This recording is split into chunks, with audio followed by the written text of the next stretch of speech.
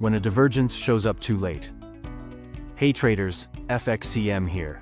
We've been diving deep into pure price action, but let's address a common trap with momentum tools like RSI or MACD. When divergence shows up too late, you spot that classic bearish divergence. Price makes a higher high, but the indicator makes a lower high, only to realize the big move down has already started. You're chasing the reversal instead of catching it early. Why does this happen? Divergences are lagging by nature. Oscillators need multiple bars to form clear highs, lows, and confirm the mismatch. By the time the signal is obvious and textbook perfect, momentum has already shifted. Price has rolled over, and the easiest part of the move is gone.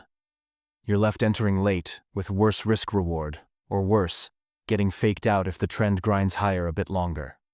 Signs it's already too late. 1.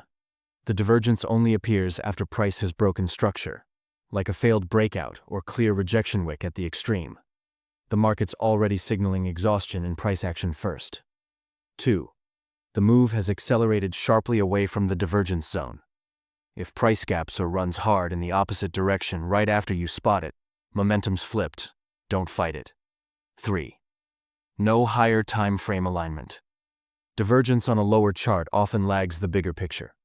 Check if the higher time frame already shows weakness or reversal candles. How to avoid it? Prioritize price action first. Exhaustion signals, failed breaks, disrespected levels. Then use divergence only as confirmation, not the trigger. If divergence pops up after the turn has started, skip it and wait for the next setup. Better to miss a late signal than chase a dead move. Master this timing, and you'll stop getting burned by perfect but tardy divergences. Like if this saved you some trades, subscribe for more real talk price action and comment, ever entered a divergence too late?